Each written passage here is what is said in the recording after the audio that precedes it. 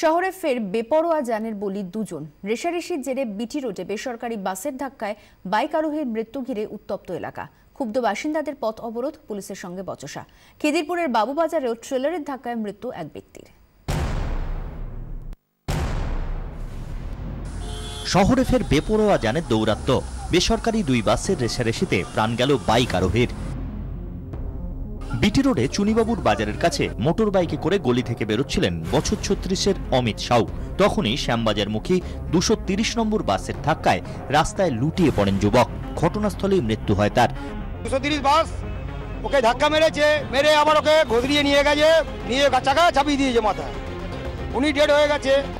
সন্ধে আরজিকর হাসপাতাল চত্বরে বিক্ষোভ দেখান মৃতের পরিবার। উত্তেজনার আঁচ এসে পড়ে বিটি রোডে। চুনিবাবুর বাজারের কাছে সন্ধে 4:45 নাগাদ অবরোধ করেন স্থানীয় বাসিন্দারা। অবরোধ তুলতে এলে পুলিশের সঙ্গে বেঁধে যায় বচসা।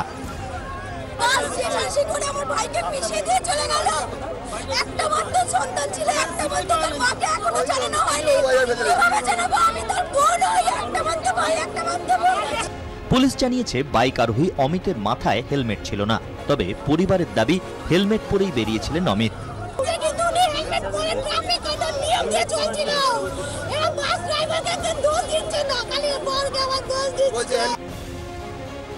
বছর 36-এর অমিত সাউ স্থানীয় চুনিবাজার এলাকারই বাসিন্দা। প্রসাধনী সামগ্রীর ব্যবসা করতেন অমিত। বছর আড়াই আগেই বিয়ে হয়েছিল যুবকের। 1.5 বছরের একটি ছেলেও রয়েছে তার। শনিবারের বারবেলার দুর্ঘটনা কেড়ে নিল 1.5 বছরের ছোট্ট সন্তানের বাবাকে। খিদিরপুরের বাবুবাজারের কাছেও শনিবার সন্ধে ট্রেলারের ধাক্কায় মৃত্যু হয় বছর 39-এর অনন্ত কুমার মাঝির।